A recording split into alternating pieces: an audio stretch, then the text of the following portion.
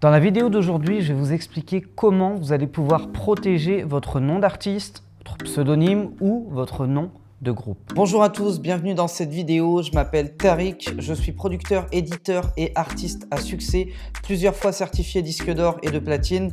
Et aujourd'hui, j'aide des artistes et des producteurs indépendants à vivre de leur musique.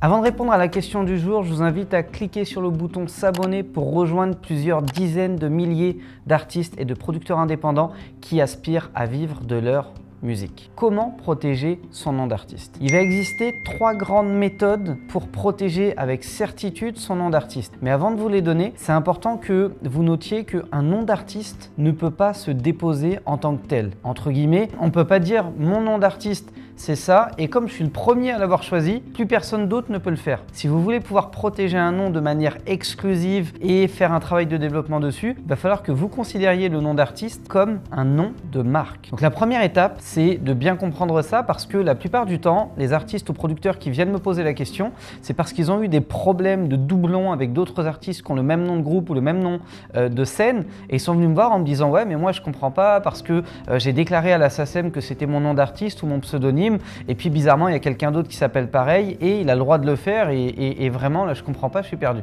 Tout simplement parce que la SACEM, ce qu'elle va faire, c'est qu'elle va vous donner la possibilité d'enregistrer un nom d'artiste, mais en aucun cas elle va le déposer, le protéger et le bloquer entre guillemets à titre exclusif pour vous. Elle fait ça de manière purement informative pour que si demain sur un feuillet de répartition SACEM il y ait votre pseudo qui soit apparent au lieu de votre nom et prénom, qu'elle puisse faire des recoupements. Donc c'est tout simplement à titre informatif et pour des besoins d'organisation, éviter des doublons, des pertes de titres ou des choses comme ça. Mais mis à part ça, ça ne protège en rien votre nom d'artiste. Alors comment faire pour protéger son nom d'artiste? Le seul organisme que vous devriez tous aller voir, c'est l'INPI, l'Institut National de la Propriété Intellectuelle. En tout cas, l'INPI, c'est l'organisme référent pour les dépôts de brevets, les dépôts d'invention par exemple, et notamment les dépôts de marques. Toutes les marques sont déposées à l'INPI. Que vous alliez de Sephora à Nike en passant par Gims, Hélène Ségara ou Mylène Farmer ou je ne sais quoi, tous ces noms-là sont déposés en tant que marque. Pourquoi est-ce que les artistes font ça? Pourquoi est-ce que les producteurs font faire ça à leurs artistes? Pour la simple et bonne raison que si demain vous vous appelez par exemple Artiste X et que je me mets à vouloir développer des choses sous le nom Artiste X, si vous avez déposé le nom de marque Artiste X, je suis bloqué. Je ne peux rien faire d'autre. Je ne peux pas sortir d'affiches, je ne peux pas sortir de single, sortir de clip, je ne peux pas apposer ce nom-là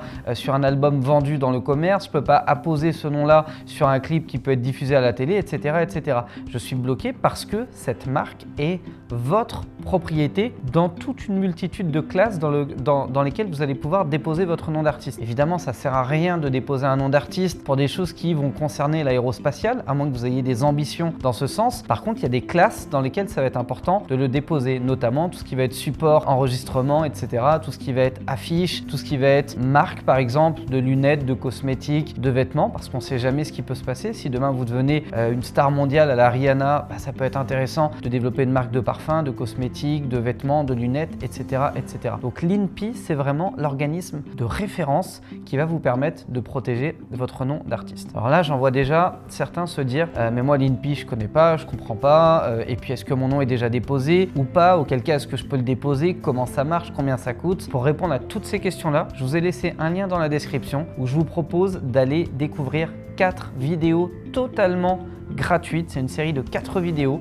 qui va vous permettre de découvrir l'INPI, d'aller rechercher dans la base INPI si votre nom d'artiste est déjà déposé ou pas, et qui va vous montrer de quelle manière faire le dépôt step by step en vous expliquant ce que sont les classes de catégorie, dans quelle classe vous devriez déposer votre nom d'artiste pour être certain de pouvoir l'exploiter correctement par rapport aux usages de la profession, combien ça peut coûter et comment aller au bout de la procédure. Je fais un dépôt de nom de marque précisément sous vos yeux pour que vous puissiez le refaire exactement de la même manière si jamais c'est quelque chose que vous souhaitez faire. Alors il y a un dernier moyen de protéger son nom d'artiste, c'est de faire valoir son antériorité. Je m'explique. Si demain vous avez un nom d'artiste, que vous tournez déjà avec ce nom d'artiste, que vous faites déjà des dates depuis 1 an, 2 ans, 3 ans, 5 ans, sur tout ce laps de temps-là, il n'y a aucun autre artiste qui fait la même chose. Donc il y a des affiches à votre nom, il y a déjà 1 ou 2 albums à votre nom, il y a quelques clips à votre nom, il y a des réseaux sociaux à votre nom, etc., etc. Vous pouvez très bien, si jamais demain un petit malin s'amuse à aller déposer le nom de marque à l'INPI, vous pouvez très bien lancer une procédure qui va pouvoir